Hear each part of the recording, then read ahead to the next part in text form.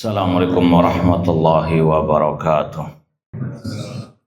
Innal hamdalillah nahmaduhu wa nasta'inuhu wa nastaghfiruh wa na'udzu billahi min syururi anfusina wa min sayyiati a'malina. Man yahdihillahu fala mudhillalah wa man yudlil fala hadiyalah. Ashhadu an la ilaha illallah wahdahu la syarikalah wa ashhadu anna Muhammadan abduhu wa rasuluh. Ya ayyuhalladzina amanu taqullaha haqqa tuqatih wa la tamutunna illa wa antum muslimun. Ya ayyuhan nasu taqu rabbakumul ladzi khalaqakum min nafsin wahidah wa khalaqa minha zawjaha wa batha minhuma rijalan katsiran wa nisaa wattaqullaha alladzi tasaaluna bihi wal arham innallaha kana 'alaikum raqibah. Ya ayyuhalladzina amanu taqullaha wa qulu qawlan sadida yuslih lakum a'malakum wa yaghfir lakum dhunubakum wa may yuti'illaha wa rasulahu faqad faza fawzan 'azima. Amma ba'd, fa inna asaqal hadits kitabullah wa khairal hadi hadi Muhammadin sallallahu alaihi wasallam wa syarrul umuri muhdatsatuha wa kullu muhdatsatin bid'ah wa kullu bid'atin dhalalah wa kullu dhalalatin finnar. Ma'asal muslimin ikhwani fillah wa akhwati, bapak-bapak, ibu-ibu, saudara-saudari rahimani wa rahimakumullah. Alhamdulillah, segala puji bagi Allah Subhanahu wa taala yang mempertemukan kita kembali dalam kajian kitab Ushul Sunnah oleh Al-Imam Ibnu Abi Zamanin yang wafat tahun 399 Hijriah rahimahullahu taala. Semoga Allah Subhanahu wa taala senantiasa memberikan kepada kita keistiqomahan dalam belajar akidah salaf dan berpegang teguh dengannya sampai akhir hayat kita nanti. Sekarang kita sampai pada halaman 32, masih berkaitan dengan bab sifat-sifat Allah Subhanahu wa taala. Kata Imam Ibnu Abi Zamanin rahimahullah taala, fahuwa tabaraka wa ta'ala nurus samawati wal ard. Ya Allah tabaraka ta'ala nurus samawati wal ard, cahaya langit dan bumi. Sudah kita sampaikan ayatnya, surat An-Nur ayat 35, Allahu nurus samawati wal ard. Apa arti Allah nurus samawati wal ard? Al-Hadi, yang memberikan petunjuk kepada makhluk-makhluknya. Kata para ulama, cahaya yang disandarkan kepada Allah itu ada dua. Cahaya An-Nur, ya kalau bahasa Arabnya lebih tepat atau lebih nyaman, Allah Nur, Allah An-Nur. Ya, ini berkaitan dengan nama dan sifat Allah. Jadi ada An-Nur yang disandarkan kepada Allah yang merupakan nama dan sekaligus sifat Allah. Dan sudah kita sampaikan, Syekh Dr. Abdul Razak bin Abdul Muhsin Al-Abbad Al-Badr dalam kitab beliau Fiqih Al-Asmaul Husna, yang alhamdulillah sudah kita terjemahkan sudah lama, dicantumkan di antara nama Allah An-Nur. Ya, sekali lagi, An-Nur yang disandarkan kepada Allah ada dua makna. An-Nur yang merupakan nama dan sifat Allah, dan An-Nur yang merupakan makhluk ciptaan Allah. Jadi jangan apa? Disamakan. Sebagaimana kita ketika datang ke masjid, apa doanya?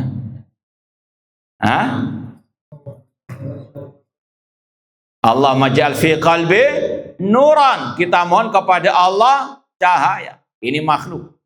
Sebagaimana matahari bulan ya memberikan cahaya kepada manusia. Itu adalah cahaya an-nur yang merupakan apa? Makhluk ciptaan Allah. Harus dibedakan mana an-nur yang merupakan nama dan sifat Allah dan mana an-nur yang merupakan makhluk ciptaan Allah. Dan insya Allah ini sudah bisa dibedakan dengan ya gamblang. Mana an-nur yang merupakan nama dan sifat Allah seperti dalam ayat ini, Allahu nurus samawati wal ard. Allah cahaya langit dan bumi. An-nur di situ nama dan sekaligus sifat Allah. Dan makna Allah An-Nur adalah Allah Al-Hadi. Sekali lagi coba nanti dilihat dalam fikih Al-Asmaul Husna oleh Fadilatul Syekh Dr. Abdul Razak bin Abdul Muhsin Al-Abbad Al-Badr hafidhallahu ta'ala. Kama akhbara an nafsihi, sebagaimana yang Allah telah kabarkan tentang dirinya dalam ayat tadi surat An-Nur. Kemudian kata Al-Imam Ibnu Abi Zamanin rahimahullah ta'ala, walahu wajhun, dan Allah memiliki wajah. Dalilnya wa yabqa wajhu rabbika dzul jalali wal ikram, kekala wajah Rabb. Inilah ijma' salaf, inilah akidah Ahlus Sunnah yang sejati, menetapkan semua yang ditetapkan oleh Allah dalam Al-Quran atau Sunnah Rasul dari sifat-sifatnya tanpa diserupakan dengan sifat makhluk, tanpa dibayang-bayangkan, tanpa ditakwil atau ditahrif, diselewengkan dari makna zahirnya, dan tanpa dinafikan. Tetapkan apa adanya. Di sini diantaranya kata Imam Abi Zamanin, Ahlus Sunnah menetapkan sifat wajah bagi Allah. Dan ini juga yang disampaikan oleh Imam Ibnu Khuzaimah dalam kitab At-Tauhid. Imam Abu Utsman As-Sabuni Asy-Syafi'i dalam kitabnya Aqidah Salaf Ashabil Hadis. Demikian pula oleh Imam Abul Hasan Al-Asy'ari dalam kitab beliau Maqalatul Islami. Tanpa ada pentakwilan sama sekali. Tetapkan sifat wajah bagi Allah sesuai dengan kebesarannya. Demikian pula wa nafsun, Allah memiliki nafs, jiwa, ya, dan ini adalah sama dengan az-zat. Sudah kita sampaikan, kata-kata az-zat tidak ada dalam nas, ayat ataupun hadis. Yang ada lafadznya an-nafs, namun maknanya sama. An-nafs artinya zatullah. Wa yuhadzirukumullahu nafsahu. Allah memperingatkan kalian tentang dirinya, zatnya. Kemudian wa ghairu dzalik, dan selain dari sifat-sifat tadi, kama wasafa bihi nafsahu. Ini manhaj Ahlussunnah, dan insyaallah di akhir-akhir bab ini beliau akan tekankan lagi manhaj Ahlus Sunnah as-salaf dalam memahami nas-nas tentang sifat Allah. Dan ini yang membedakannya dengan ahlil bid'ah. Meskipun sudah kita tekankan berulang-ulang, ciri Ahlus Sunnah bukan hanya berkaitan dengan tauhid asma wa sifat. Iya, Ahlus Sunnah punya manhaj tersendiri dalam nama-nama dan sifat Allah. Tapi namanya Ahlus Sunnah yaitu yang berpegang teguh dengan usul Ahlus Sunnah, usul as-salaf, usul akidah Ahlus Sunnah. Namanya usul jamak dari apa? Asal. Bukan hanya satu prinsip dipegang, namun yang lainnya bengkok, yang lainnya menyimpang. Tidak. Sekali lagi, cara membedakan salafi dengan yang lainnya bukan hanya dalam bab tauhid asmawa. Kok dibid'ahkan? Kan dia tauhid asmawa sifatnya lurus. Dia juga getol membantah Asy'ariyah. Jangan dilihat dari satu sisi saja. Namanya Ahlus Sunnah yang terkumpul dalam dirinya usul, prinsip-prinsip, bukan satu prinsip saja. Dalam masalah tauhid asmawa sifat lurus, tapi dalam masalah muamalah kepada pemimpin rusak. Dalam menyikapi pemimpin kaum muslimin ya menyimpang dari prinsip Ahlussunnah, ya sesat. Tauhid asma wa sifatnya lurus, tapi dia menyimpang dalam akidah bermuamalah terhadap ahlul bidah. Pergaulannya dengan ahlul bidah, kumpulnya dengan ahlul bidah. Kalaupun menyalahkan, ya salah, cuma ya nggak usah dibesar-besarkan, nggak usah barok. Ya sama kesalahannya sama dengan apa kita. Kullu bani Adam khata. Ini juga sama. Ya menyesatkan umat dengan retorika yang kelihatannya indah, yang kelihatannya halus. Ya sekali lagi, Ahlussunnah yang berpegang dengan usul, namanya usul jama'us aslun. Prinsip-prinsip Ahlussunnah, prinsip-prinsip Ahlussunnah itu banyak terkumpul dalam kitab-kitab akidah as-salaf. Nah, ma'asal muslimin ikhwani fillah wa akhwati rahimani wa rahimakumullah. Kama wasafa bi nafsahu, kata Imam Ibn Abi Zamanin, Ahlussunnah menetapkan sebagaimana yang telah Allah tetapkan bagi dirinya dari nama-nama dan sifat-sifatnya, seperti sifat Allah wa yasma, Allah mendengar. Qasami Allahu qala allati tujadiluka fi zawjiha wa tashtaki ilallah. Dan sekedar tambahan saja, bagaimana para ulama menetapkan itu sifat Allah? Yang pertama dari nama. Kalau ada nama Allah berarti ada apa? Sifat Allah. Kemudian dilihat dari al-fi'l. Ya, kata apa? Kerja. Itu menunjukkan sifat Allah. Qasami Allah. Wallahu khalaqakum wa ma ta'malum, khalaqa fi'il. Kata kerja itu menunjukkan apa? Sifat Allah, menciptakan dan lain seterusnya. Nah, ini kurang lebih demikian. Kemudian wa yara, Allah melihat, wa yatakallam, Allah berbicara. Dalilnya insya Allah akan ditambahkan dari nas-nas hadis yang akan disampaikan setelah ini. Wa yatakallam, Allah berbicara. Ya, adapun Allah melihat, wa yara, sebagaimana nanti akan disampaikan hadis al-ihsan, anta budallah ka'annaka tara fa'ilan takun tarau fa'innahu yaraka. Yara, Allah melihat. Wa yatakallam, Allah berbicara. Wa kallamallahu Musa taklima. Ini sudah kita lewati pada waktu yang lalu. Kemudian Allah al-awwal wa laisa qablahu syai'. Allah yang maha pertama. Ini dalilnya surat Al-Hadid ayat ketiga kalau tidak salah. Wal awwalu wal akhir. Dialah Allah yang maha pertama. Dan Rasul mentafsirkan dalam hadis beliau, Allahumma antal awwalu falaysa qablaka syai'. Ya Allah, engkau adalah maha yang pertama, tidak ada sesuatu sebelummu. Wa antal akhir falaysa ba'daka syai'. Ini kata Imam Ibn Abi Zamanin, Allah al-akhir, al-baqi, yang maha terakhir, yang kekal abadi. Ila ghairi nihaya, tanpa ada batasan akhirnya. La syai'a ba'dahu, tidak ada sesuatu setelahnya. Wal akhir, wa antal akhir, falaysa ba'daka syai'. Rasul yang mentafsirkan sendiri, engkau yang maha terakhir, tidak ada setelahmu apa? Sesuatu apapun. Kemudian wad-dhahir, Allah ad-dhahir. Ya, wal awalu wal akhir, wadzahiru wal batin. Dalil ayat surat Al-Hadid, ya betul ya, ketiga. Hah? Wal awalu wal akhiru wadzahiru wal batin. Apa arti adzahir? Allah fauqa kulli syai'. Allah yang di atas segala sesuatu. Ini salah satu dalil ulama salaf Ahlussunnah menetapkan Allah fis sama, Allah fil ulu. Allah di atas semua makhluk-makhluknya.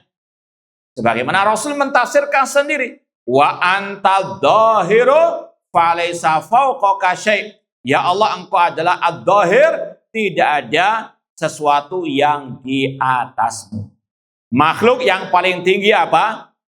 Al-aras, di atas aras Allah Azza wa Jalla. Ar-Rahman alal asistawa.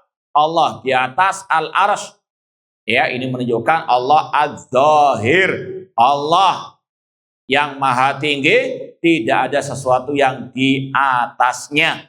Makanya sesat orang-orang yang menggambarkan, berhalusinasi, sehingga menafikan sifat Allah di atas langit. Kalau Allah di atas langit, ya Allah diliputi langit, ya Allah ditutupi oleh langit, Allah ditutupi oleh naudzubillah min dzalik. Ya, sekali lagi Allah fil ulu, Allah fis sama. Ya, tidak ada sesuatu yang di atas Allah. Dan sudah kita sampaikan kata-kata fi itu bukan maknanya di dalam. Ya, seperti kita fil masjid, berarti kita dinaungi oleh apa? Atap masjid. Tidak. Allah fis sama artinya alas sama, Allah di atas langit. Allah yang meliputi langit dan bumi, bukan langit meliputi Allah Subhanahu wa ta'ala. Namun itulah halusinasinya al-bidah. Sesat menyesatkan. Allah fil ulu, Allah di atas semua makhluknya. Wa antal dhahir, kata Imam Ibn Abi Zamanin, wa dhahir al-ali. Allah ad-dhahir artinya Allah yang di atas, fauqa kulli syai', di atas semua makhluknya. Dan ini sekali lagi yang ditegaskan oleh ulama salaf dari sejak zaman para sahabat, ya sampai detik ini, sampai hari kiamat. Ahlussunnah sepakat mengatakan Allah fil ulu, Allah di atas semua makhluknya, Allah di atas al-arsy. Bahkan muridnya Imam Asy-Syafi'i rahimahullah yang bernama Al-Imam Al-Muzani dalam kitabnya Syarhus Sunnah, di awal kitab langsung mengatakan alin ala arsyihi, Allah tinggi di atas arsy-Nya. Namun pengikut ya Asy-Syafi'iyah yang sekarang banyak menyimpang dari akidahnya ulama-ulama Syafi'i, bahkan dari akidahnya Imam Asy-Syafi'i, Imam Syafi'i, sebagaimana yang dikatakan oleh Imam As-Sabuni Asy-Syafi'i dalam kitabnya Aqidah Salaf Ashabul Hadis tadi. Beliau juga mengikrarkan Allah fis sama, ya, dengan bukti beliau Imam Asy-Syafi'i menukil hadis budak perempuan yang ditanya oleh Rasul, "Aina Allah?" Di mana Allah? Sang budak menjawab fis sama. Ya, Imam Syafi'i menukilnya dalam kitab Al-Um, dan itu kata Imam As-Sabuni sebagai pembenaran ikrar dari Imam Syafi'i. Beliau meyakini Allah fis sama. Namun sekali lagi yang aneh bin nyeleneh yang mengaku pengikut Syafi'i, ya akidahnya katanya Asy'ari, nggak mau akidahnya apa? Asy-Syafi'i. Ya, ini sekali lagi di situ ada sebetulnya terselip tuduhan dusta, tuduhan keji kepada Imam Syafi'i, seolah-olah Imam Syafi'i apa? Akidahnya tidak sahih. Kenapa nggak sekalian akidahnya Syafi'i, fikihnya apa? Syafi'i. Kenapa kok pelin-pelan fikihnya Syafi'i, akidahnya apa? Asy'ari. Ya, padahal Imam Syafi'i lebih senior daripada Imam Abul Hasan Al-Asy'ari. Ya, meskipun kalau didalami lagi, ya enggak ini, ya enggak itu. Ya, enggak Syafi'i, ya enggak juga apa? Asy'ari yang terakhir. Ya, buktinya tadi Imam Abul Hasan Asy'ari dalam kitabnya yang terakhir, dalam artian itu akidah beliau yang terakhir, Maqalatul Islamiyin, bila menetapkan sifat-sifat yang mereka sekarang tidak yakin. Di antaranya sifat Allah di atas aras, Allah punya sifat wajah, sifat tangan, sifat kedua mata, dan seterusnya. Kemudian dalam kurung itu ya dicoret saja, ini kurang tepat kata sebagian masyayikh. Wal batin, Allah maha al batin, maksudnya batana ilmu bi khalqihi ta'ala. Dan Rasul mentafsirkan langsung dalam terusan hadis tadi, wa antal batin, ya, wa antal batinu falaysa dunaka syai'. Ya, engkau ya Allah al batin, tidak ada yang tersembunyi sedikit. Sekali lagi, wa antal batinu falaysa dunaka syai'. Ya Allah, engkau adalah yang maha batin, tidak ada sesuatu yang tersembunyi bagimu. Ini berkaitan dengan ilmunya Allah Subhanahu wa ta'ala. Wa huwa bikulli syai'in alim. Ya, Allah maha mengetahui segala sesuatu. Demikian pula di antara nama Allah Hayyun Qayyum, seperti dalam surat Al-Baqarah 255 alias ayat kursi, la ta'khudhu sinatun wala naum. Allahu la ilaha illa huwal hayyul qayyum la ta'khudhuhu sinatun wala naum. Sekarang Imam Ibn Abi Zamanin membawakan hadis-hadis tentang sifat-sifat Allah. Dan sudah kita sampaikan, kalaupun yang dibawakan beliau sanadnya itu tidak sahih, tapi sekali lagi ada dalil yang lain yang menguatkannya dari ayat atau hadis-hadis yang apa? Sahih, bukan murni dhaif, nggak ada sama sekali. Ya, seperti misalnya yang kita sering sampaikan di akhir-akhir ini masalah keutamaan bulan Rajab. Bulan Rajab, sebagian orang menyampaikan hadisnya, sesungguhnya di surga ada sungai namanya Rajab. Ini hadisnya maudhu, bukan sekedar apa? Lemah. Ya, ini sudah sekali lagi nggak ada penguatnya sama sekali. Ya, apalagi yang berkaitan dengan puasa awal Rajab, salat Raghaib, nggak ada sama sekali pendukungnya dari ayat ataupun apa? Hadis. Paham dong? Sekali lagi tolong dibedakan, kalaupun Imam Ibn Abi Zamanin membawakan riwayat yang tidak sahihah, maka yang pertama beliau sudah lepas tanggung jawab karena beliau menyampaikan sanadnya, rawi-rawinya. Silakan yang membaca teliti sendiri. Man ahala faqad bari'ah. Barang siapa yang sudah menyebutkan jalan-jalan periwayatannya, dia sudah terbebas dari tanggung jawab. Paham dong? Ya, kemudian tadi hadis-hadis yang riwayat yang beliau bawakan tidak sahih, namun ada ayat, ada hadis yang menguatkannya. Kita akan buktikan dan sudah kita buktikan berulang kali. Contoh di sini, beliau membawakan riwayat, langsung saja kita baca dari Haddatsana Abu Zilal an-Nau dakhala ala Anas bin Malik radhiyallahu ta'ala anhu. Ada seorang yang kunyanya Abu Zilal, beliau pernah menemui Anas bin Malik. Faqala lahu, Anas bin Malik sahabat Rasul berkata, "Ya Abu Zilal, mata usibta fi basarika?" Wahai Abu Zilal, kapan engkau kena sakit mata alias buta mata beliau?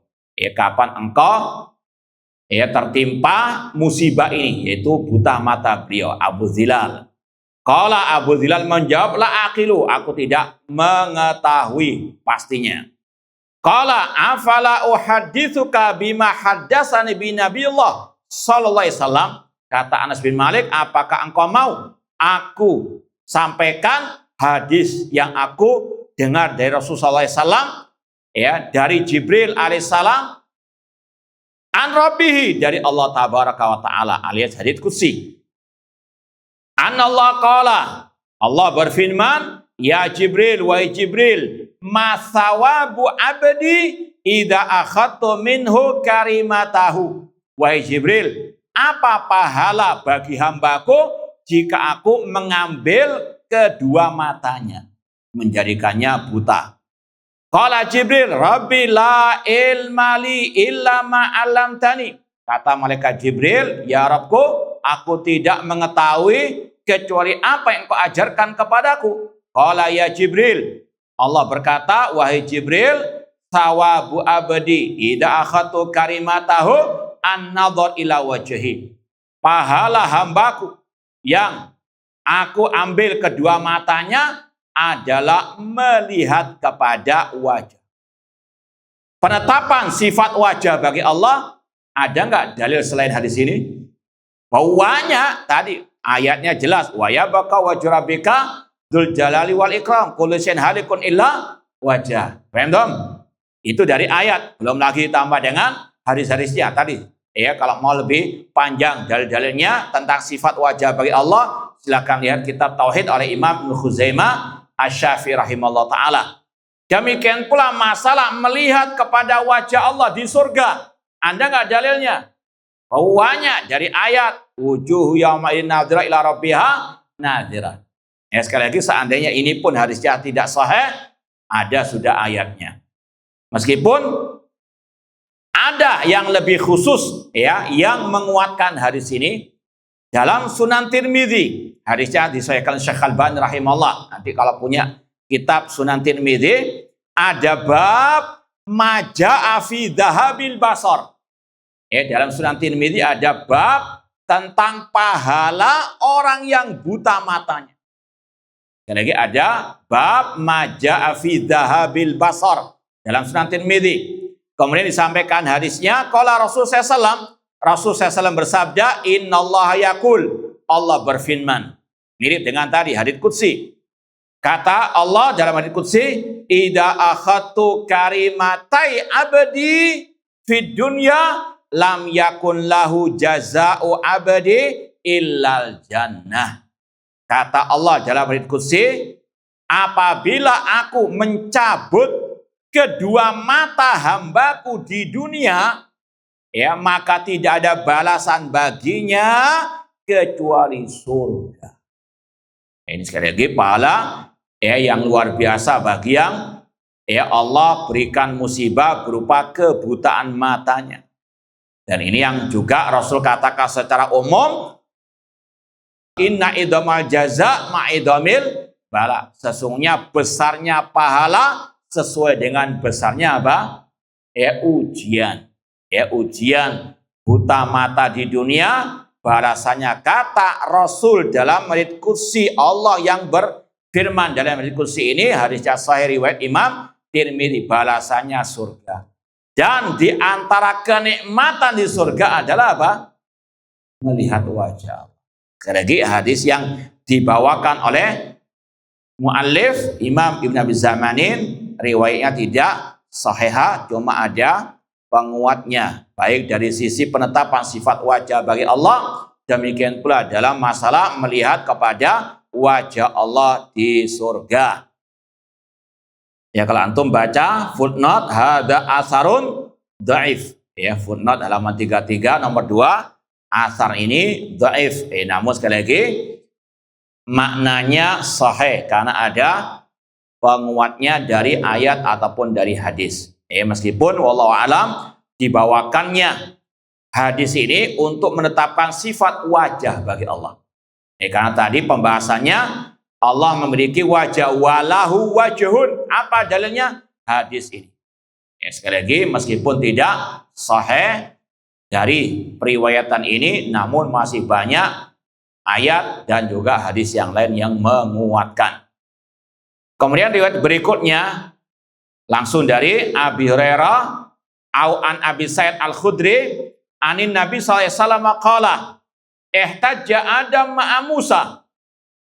Pernah terjadi dialog antara Nabi Adam dan Nabi Musa.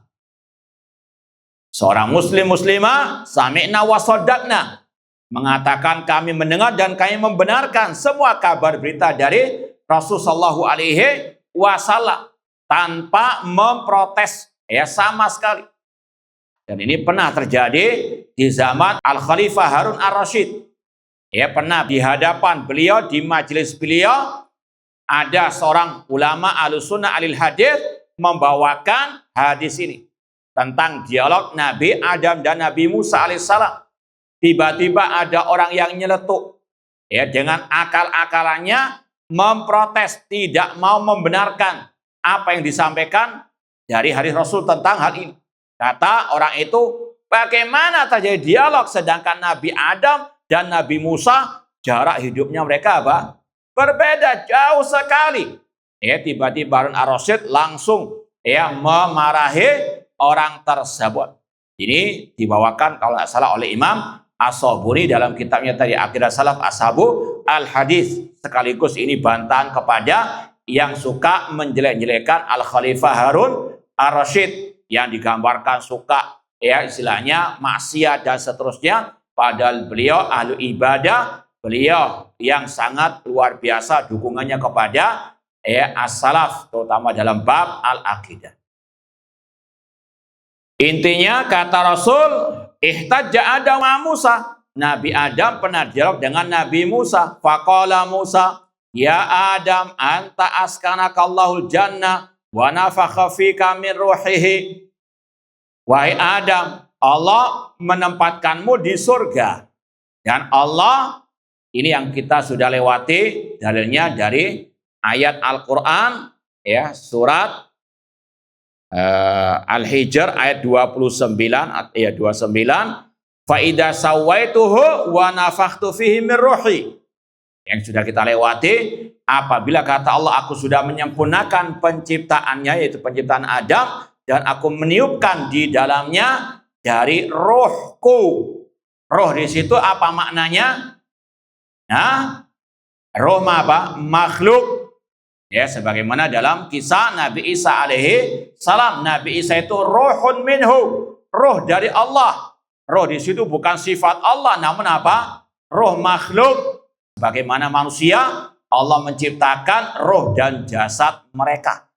Roh adalah makhluk. Di sini juga demikian.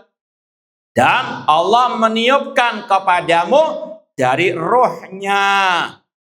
Roh di sini maksudnya adalah apa? Makhluk. Paham dong? Kalau mau dilanjutkan, ya dalam riwayat yang lain, meskipun dalam sanad hadis ini tidak sahih, namun kata pentahqiq ada hadisul sahih, karena apa, riwayat-riwayat yang lain banyak yang sahih. Kalau tidak salah Syekhul Islam Ibnu Taimiyah rahimahullah ada kutip kecil tentang ya hadis ini, di takhrij oleh Syekh Albani rahimahullah taala. Kalau mau dilanjutkan hadis ini, kata Rasul, qala Musa dalam riwayat, anta abuna khayyabtana wa akhrajtana minal jannah. Wahai Adam, engkau adalah ayah kami, bapak kami. Engkau yang mengeluarkan kami dari surga. Ya, sudah kita pahami bersama bagaimana Allah mengeluarkan Nabi Adam dari apa? Surga. Khayyabtana. Ya, engkau yang menjadikan kami sengsara. Maka Nabi Adam membantah ucapan Nabi Musa, anta ya Musa kallamakallah. Wahai Musa, Allah telah berbicara kepadamu. Atalumuni ala amrin qad qaddarallahu alayya qabla an ukhlaqa bi arba'ina sana. Wahai Musa, kenapa engkau mencelaku atas takdir yang sudah Allah tetapkan 40 tahun sebelum aku diciptakan. Dan Nabi Muhammad SAW mengatakan hajja Adam Musa. Nabi Adam mengalahkan hujahnya Nabi Musa. Ini sebetulnya pembahasan lebih intinya masalah iman kepada takdir. Bahwasanya Nabi Adam itu dikatakan mengalahkan hujah Nabi Musa karena Nabi Adam berhujah dengan takdir dalam masalah musibah. Ya, dan itu hak benar. Bahwasanya boleh berhujah dengan takdir dalam masalah apa? Musibah. Yang dibahas tadi masalah musibah, yaitu diturunkannya Adam ya dan anak keturunannya dari apa? Surga. Itu apa? Masalah apa? Musibah. Bukan masalah apa? Maksiat. Ya, maka sekali lagi, makanya Nabi Muhammad SAW mengatakan Nabi Adam mengalahkan hujahnya Nabi Musa karena Nabi Adam berhujah dengan takdir dalam masalah apa? Musibah. Artinya jangan gagal paham di situ. Tidak ada pembahasan Nabi Adam ya berkaitan dengan masalah maksiat, ya kezaliman beliau. Ya tidak, namun yang dibahas di situ adalah apa? Dikeluarkannya beliau dari surga, itu musibah. Kata Nabi Adam ini sudah apa? Allah takdirkan sebelum Allah menciptakan beliau. Dan di dalam hadis itu sebetulnya banyak faedah. Makanya tadi Syekhul Islam Ibnu Taimiyah rahimahullah membahas lebih terperinci masalah tadi. Ya, dan ditakrir oleh Syekh Albani rahimahullah. Namun intinya dalam bab ini yang kita bahas ada banyak sifat-sifat Allah sebetulnya. Yaitu sifat al-kalam. Ya, Allah berbicara dengan apa? Nabi Musa alaihissalam dalam riwayat ketika Nabi Adam dikatakan oleh Nabi Musa, khalaqakallah biyadih. Allah menciptakanmu dengan tangan, sifat tangan bagi Allah Subhanahu wa taala. Nah, kita lanjut hadis berikutnya.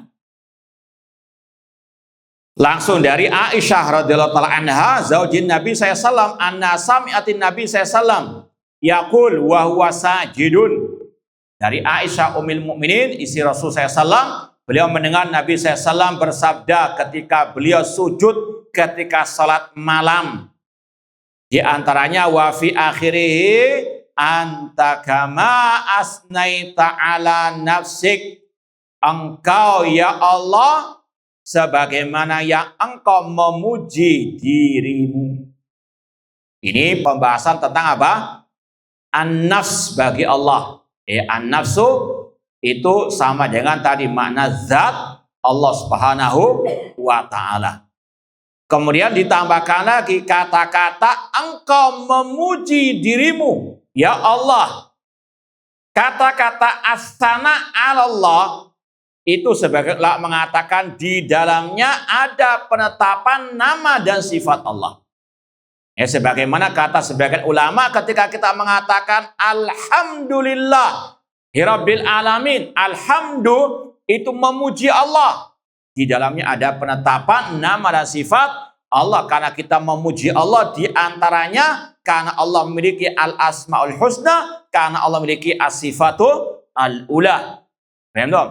Sekali lagi, kata-kata engkau memuji dirimu ya Allah, itu di dalamnya ada penetapan nama dan sifat Allah, karena Allah memuji dirinya lewat nama-nama dan apa sifatnya.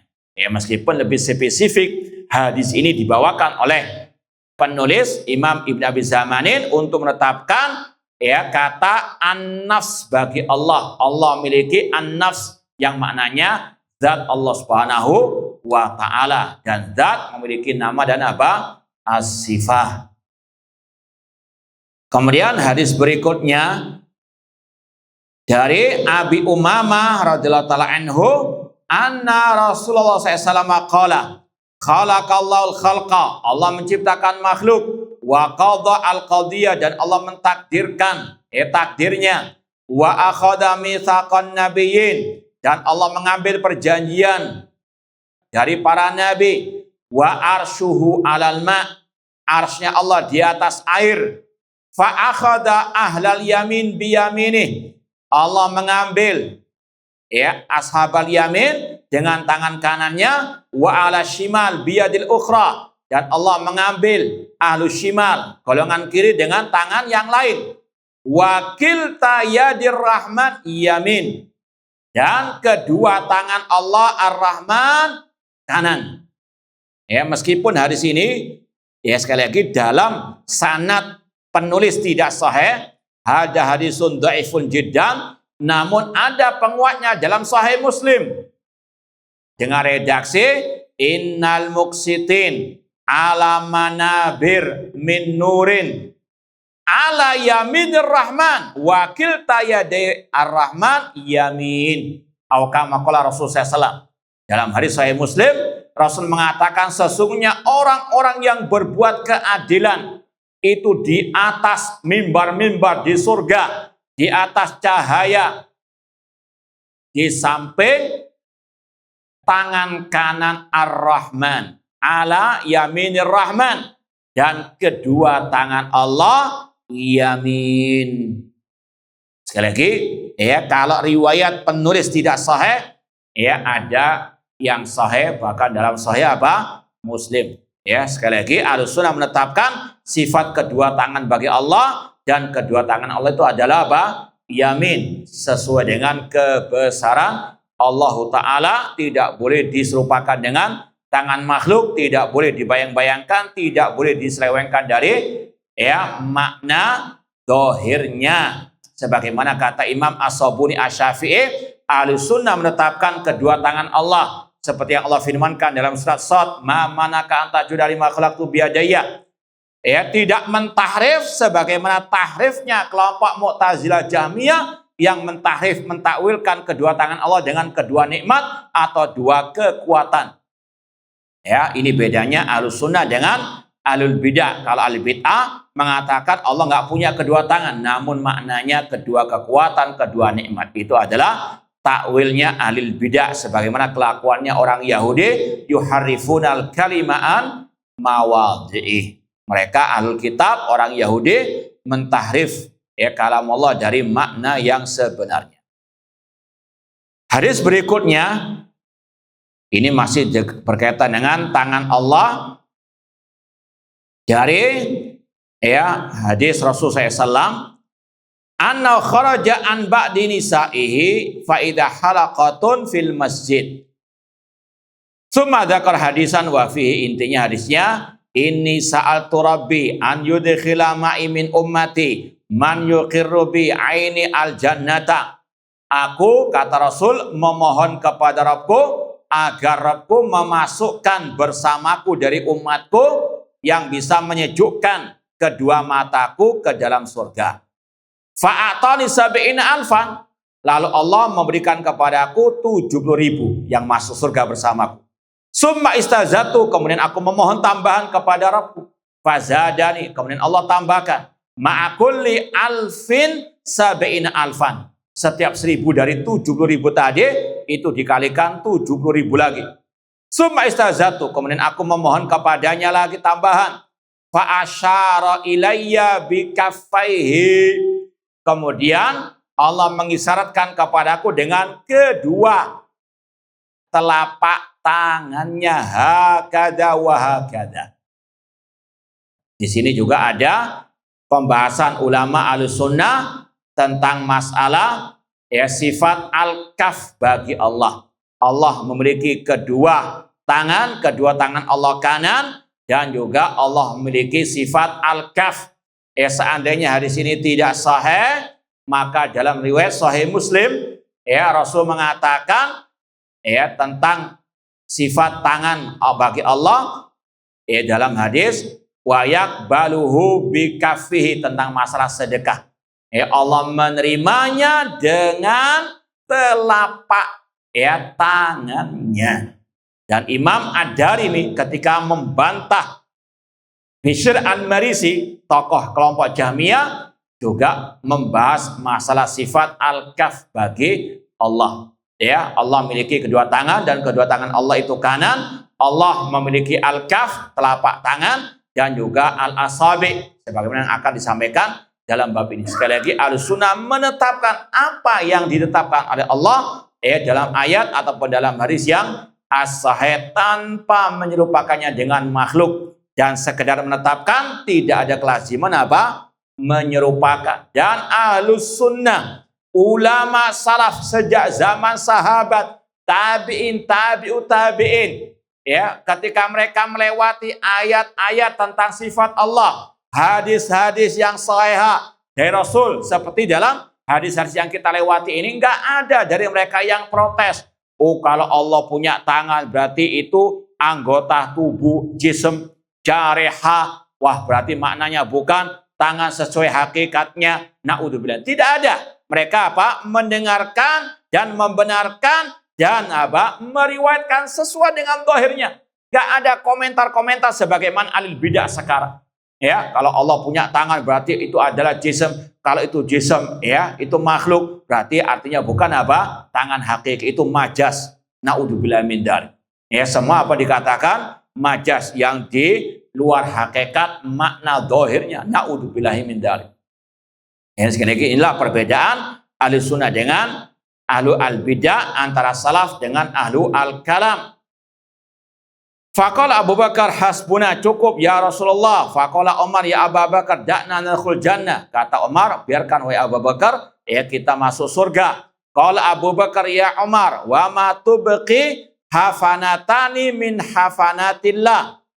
Tidaklah yang tersisa dari hafanat. Hafanat itu salah satu sifat tangan. Sebagaimana kata Imam Ibnu Qayyim rahimahullah, Allah mensifati tangannya lebih dari 100 sifat. Seperti dalam ayat tadi, bal yadahu mabsutatan. Bahkan kedua tangan Allah terbentang. Sifat terbentang bagi tangan Allah. Was-samawatu matwiyatun biyamini. Langit dilipat dengan tangan kanan Allah.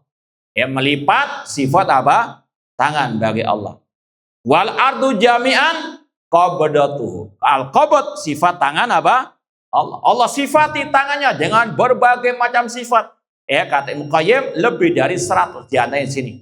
Hafanat, yaitu di antara sifat tangan Allah Subhanahu wa taala, ya seperti kalau dalam terjemahannya ya menggenggam. Wallahu taala alam. Insyaallah kita lanjutkan ba'da al-adzan. Nah, ma'asal muslimin ikhwani fillah wa akhwati rahimani wa rahimakumullah.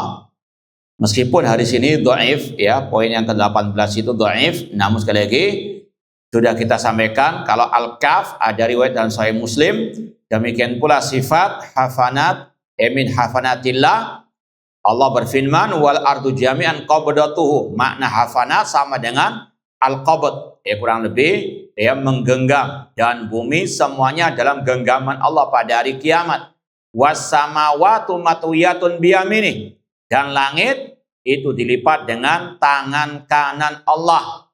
Sekali lagi, para sahabat yang pertama kali mendengarkan ayat ini tidak ada mereka komen ya, entah dengan takwil makna ya al-qabd atau makna qabdatu yaumil qiyamah matwiyatun biyamini itu adalah kekuatan Allah, tidak ada. Mereka baca dan memahami sesuai dengan dohirnya dan disampaikan kepada para tabi'in, tabi'in juga demikian kepada tabi'in, tidak ada ngeyel ya mentakwil-takwilkan sifat ya tangan kanan bagi Allah Subhanahu wa taala.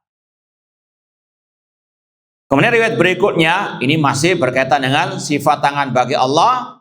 Rasul SAW bersabda, "Ma min qalbin illa wa huwa baina usbu'aini min asabi rabbik." Tidaklah hati manusia kecuali di antara dua jemari dari jemari-jemari Allah, Rabbmu. Fa idza sya'an yuqimahu aqamahu. Jika Allah berkehendak untuk meluruskannya, Allah luruskan. Wa idza sya'an yuzighahu azaghahu. Jika Allah berkehendak untuk menyesatkannya, Allah sesatkan. Ya, dan ini sekali lagi hadisnya sahih dalam riwayat yang lain. Ya, riwayat ini tidak sahih, makanya kata pentahqiq hadza hadisun sahih wa isnadu dhaif. Ya, riwayat ini tidak sahih, namun yang lain sahih. Sebagaimana yang sudah masyhur, ya Rasul mengatakan kullu qulubi ibni Adam baina usbu'aini min asabir rahman yuqallibu kaifa yasha.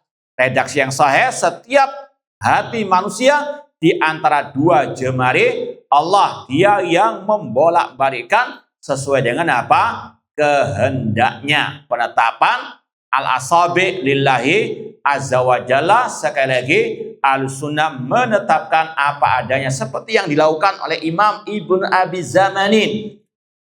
Sekali lagi ini manhaj akidah al-sunnah tentang sifat kedua tangan bagi Allah, sifat al-kaf bagi Allah, telapak ya tangan bagi Allah, dan jari jemari bagi Allah sesuai dengan kebesarannya. Gak ada dari salaf yang ngeyel, wah kalau Allah punya jari berarti itu jism ya, anggota tubuh sama dengan anggota tubuh manusia, itu tidak layak bagi Allah dan seterusnya. Ini tasbih, tidak ada. Sekali lagi itu hanyalah kelakuan ahli al-bidah dari ahli kalam dan yang semisal dengan mereka. Poin berikutnya ke-20, hadis Abi Hurairah radhiyallahu anhu anna Rasulullah sallallahu alaihi wasallam ya ta'aqabuna fikum malaikatun bil laili wa malaikun bin nahar. Malaikat berganti-ganti menjaga kalian di kala malam dan di kala siang. Wa istami'una fi salatil fajr wa salatil asr. Dan mereka bertemu di waktu salat subuh fajar dan salat asar. Summa ya'rujul ladina batu fikum. Kemudian malaikat yang menjaga di malam hari itu naik. Ini inti pembahasannya. Dan ini sekali lagi, kalaupun hadisnya tidak sahih riwayat ini, sudah ada ayatnya. Ta'rujul malaikatu warruhu ilaih. Para malaikat dan malaikat Jibril naik kepada Allah. Namanya naik dari mana ke mana? Nah, menunjukkan Allah fil ulu. Allah ada di atas. Makanya para ulama diantaranya Imam Ibnu Abil Is Al-Hanafi dalam Syarah Aqidah Tahawiyah dan juga ulama yang lain menyebutkan dalil tentang Allah di atas itu redaksinya banyak. Dalilnya lebih dari 1000 bahkan 2000 dengan berbagai redaksi. Redaksinya Allah alal arsistawa. Ar-Rahman alal arsistawa. Redaksinya a'amintum man fis sama, Allah fis sama. Inna anzalna, sesungguhnya kami menurunkan Al-Quran. Berarti Allah ada di atas karena menurunkan dari atas ke bawah. Dalilnya juga redaksinya ilayyas adu yas'ad saida yasat. Kepadanya naik. Sama dengan ta'ruju. Naik, namanya naik dari bawah ke atas. Allah ada di atas. Ya, dan seterusnya. Sekali lagi redaksi yang menunjukkan Allah di atas banyak dalam Al-Quran. Kalau tadi dikumpulkan, kata Ibnu Qayyim, bisa lebih dari 1000 bahkan 2000. Nah, di antaranya kata-kata tsumma ya'rujul ladzi batu fikum, penetapan sifat ketinggian bagi Allah. Fayas'aluhum wa huwa a'lamu bihim. Lalu Allah bertanya kepada mereka, para malaikat, sedangkan Allah yang lebih tahu dari mereka. Di sini ada 2 sifat Allah. Apa? Yang kedua? Al-kalam, ahsantum. Fayas'alum, Allah bertanya kepada mereka. Artinya Allah berkata, berdialog dengan para malaikat.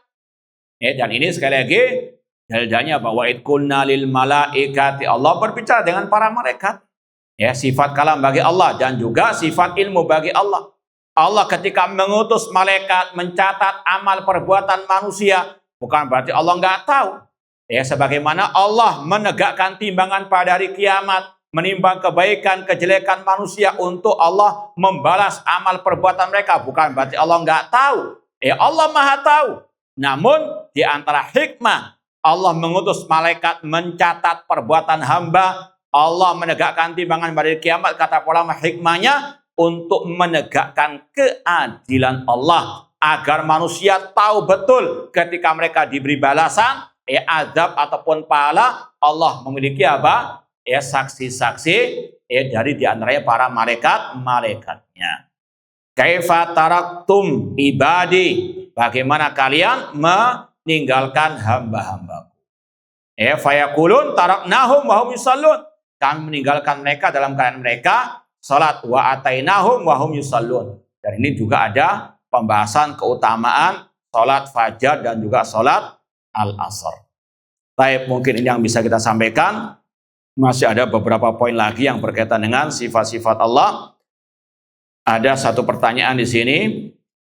Ada yang mengatakan mereka yang mentahdzir dai yang duet dengan al-bidah adalah orang-orang yang berpandangan sempit, sama seperti orang-orang yang dahulu mentahdzir TV dakwah, yayasan dan lain-lain. Apakah pendapat ini tepat? Tidak tepat sama sekali.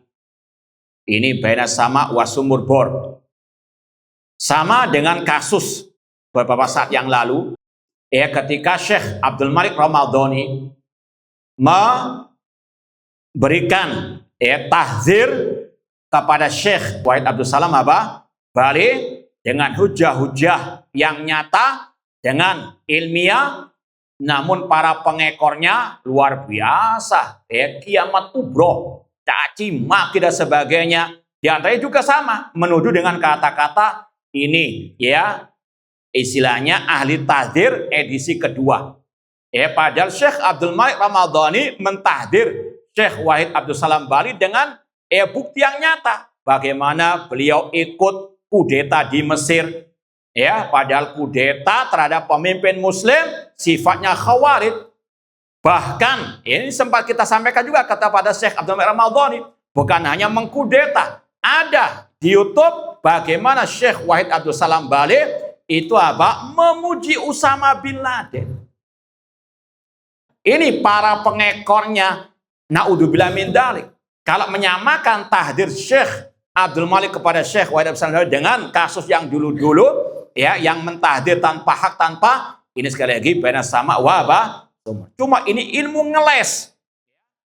Ketika tokohnya dibantah, tidak ada jawaban ilmiah selain tadi. Ngalor ngidul, komentarnya, jawabannya. Kalau Syekh Abdul Malik Ramadhani salah dalam tahdirnya, sampaikan. Oh, buktinya antum tidak benar Syekh. Itu cuma foto sekarang IA. Itu misalnya. buktikan. Tapi kalau Syekh Abdul Malik menunjukkan ini buktinya, video-videonya itu luar biasa dan waktu itu belum ada apa? Anak ngomongnya susah itu bahasa apa? Intinya ini ya tokoh mereka ketika jelas-jelas sesat bela mati-matian, bukan membela dengan ilmiah, namun tadi caci makian dan juga tuduhan-tuduhan apa? Ngeles tuduhan-tuduhan apa? Dusta. Ini namanya hizbiyah. Ya cuma sekarang apa diputar balikkan. Yang membantah kesesatan dengan ilmiah, dengan bukti yang nyata dikatakan hizbi. Loh, mereka yang membela ya syekhnya, ustadznya yang jelas-jelas menyelisih akidah salaf, apakah bukan hizbi? Mbahnya hizbi. Paham dong? Cuma inilah sekali lagi orang-orang yang bangkrut hujjah. Kalau ada bantahan, bahas inti bantahan itu. Jangan apa ngalor ngidul. Wah ini membangkitkan kembali fitnah tahdzir, ini fitnah tahdzir jilid yang kedua. Kalau memang itu jilid yang ke-10 dan benar, apa salahnya? Paham dong? Sekali lagi cuma ini ilmu ngeles ketika pembahasan intinya bagaimana bermajelis dengan al-bid'ah itu adalah bid'ah, itu adalah manhaj bid'ah dan para ulama salaf mentahdzir dengan banyak tahdziran dalam masalah bab ini. Cuma mereka tadi karena sudah sering sakinah mawaddah warahmah maka ketika disampaikan ucapan salaf kepanasan kayak orang kesurupan. Paham dong? Sekali lagi tahdziran, bantahan sudah sering kita sampaikan, sikapi dengan pertengahan. Kalau tahdzirannya ngawur seperti dulu, orang pakaiannya nggak pakai jubah, bukan salafi. Dari mana salafi ini berkaitan dengan apa? Masalah usul. Tadi akidah salaf berkaitan dengan usul ahli sunnah, bukan berkaitan dengan masalah yang selain itu. Kalau memang menyimpang itu diantara apa ciri ahli al-bidah atau bahkan itu adalah apa mubtadi'un dhal. Syekh Abdul Aziz Rayis ada video beliau singkat, judulnya itu Kaifa Umayyiz as-Salafi an ghairihi. Bagaimana aku membedakan antara salafi dan selainnya. Itu bagus, lumayan kalau memang masih alal fitrah. Tapi kalau sudah hatinya dengan hizbiyah atau tenggelam dalam hizbiyah, meskipun sebagaimana ahlul bidah indikasikan ayat, indikasikan ucapan salafus saleh, nanti tadi wah ini sama dengan ahlu tahdzir dulu, jamaah tahdzir dulu, naudzubillah min dzalik. Kata Syekh Abdul Aziz Rayis hafizahullah taala, salah satunya beliau membawakan asar dari ulama salaf Fudail bin Iyad atau yang lainnya. Kata Fudail bin Iyad, takatama ahlul ahwa kulla syai'. Ahlul bid'ah itu menyembunyikan segala sesuatu. Illa al-ulfata was-suhbah. Kecuali pertemanan, persahabatan. Kalau bahasa Gen Z sekarang itu apa? Circle-nya, lingkungan pergaulannya. Kalau memang lingkungan pergaulannya ahlul bidah, orang-orang harokah, maka sama at-tuyur bi asbaiha taqa, namanya apa? Burung akan bertengger dengan apa? Yang sejenisnya. Ahlus sunnah nggak mungkin bertengger dengan ahlu apa? Al-bidah. Sekali lagi ini kaidah beliau. Kemudian kata beliau, ada panjang sedikit penjelasan beliau, terutama kalau di Saudi Arabia. Tokoh-tokoh harokah, syekh-syekh harokiyin, hizbiyin, mereka terkadang kajiannya itu mirip dengan dakwah salafiyah. Mungkin kitab tauhid, mungkin juga tadi masalah asma sifat mungkin sama, tapi sopo teman dekat-dekatnya. Kalau dia memuji tokoh-tokoh harokah, Salman Al-Auda, Muhammad Al-Arifi, Abdul Aziz At-Tarifi, itu sama dengan apa? Mereka. Paham dong? Maka juga demikian. Kalau ada syekh atau ustadz atau dai yang memang dekat dengan ahlul bidah, bermesraan dengan ahlul bidah, ini kaidah salaf. Dalam ungkapan yang lain, kata ulama salaf, man khafiyat alaina bid'atuhu lam takhfa alaina ulfatuhu. yang tersembunyi bagi kita kebid'ahannya, karena nongolnya penampilannya kayak salafi luar biasa, namun tidak akan tersembunyi bagi kita siapa tadi, circle-nya tadi. Paham tuh? Komunitasnya, kalau satu kolam dengan alil bidah, ya sami rawat. Paham tuh? Sekali lagi, meskipun sudah kayak ya dai salafi, namun tadi kalau sudah komunitas alil bidah, ya sama. Karena sekali lagi tadi kaidahnya atuyur bi asbahiha taqa. Maka sekali lagi bantahan, tahdiran, sikapi dengan apa? Pertengahan. Kalau memang bantahan itu sesuai dengan bukti yang nyata, ini memang buktinya seperti ini. Nggak perlu tabayun, yang sudah apa? Nampak apa? Jelas. Yang tabayun kalau memang apa? Ya masih tersembunyi. Ini sudah apa? Terang-terangan. Sudah apa? Tertulis dalam postingannya misalnya. Ya, sekali lagi, ahlu ngeles demikian. Alil bidah itu ngelesnya luar biasa, ditiru oleh sebagian orang-orang yang ngaku apa? Ya, ahlu sunnah wal jamaah, na'udzubillahi min dzalik. Maka sekali lagi, bantahan selama itu dengan bukti yang nyata, dengan ilmiah, itu adalah ilmu, itu adalah al-haq. Maka yang menolaknya itu di atas apa? Al-kibr, kesombongan, dan itu ciri hizbiyah. Ya, cuma sekarang sekali lagi dibolak-balikkan. Yang membantah kebatilan, kesesatan dikatakan hizbi, yang sesat dikatakan apa? Oh, dia apa? Ahli sunnah, dia salafi, jangan suka gegabah mengeluarkan orang dari apa? Sama juga, jangan mengatakan haroki apa? Salafi. Semuanya apa? Pertengahan. Kalau memang sudah haroki, ya katakan apa? Haroki bid'i hizbi. Paham dong? Ya, sekali lagi, jangan ngeles, ya, menyamakan sesuatu yang tidak sama. Wallahu ta'ala alam. Kurang lebihnya mohon maaf. Wa jazakumullah khairan. Aku qouli hadza wa akhiru da'wana anil hamdulillahirabbil alamin. Wassalamualaikum warahmatullahi wabarakatuh.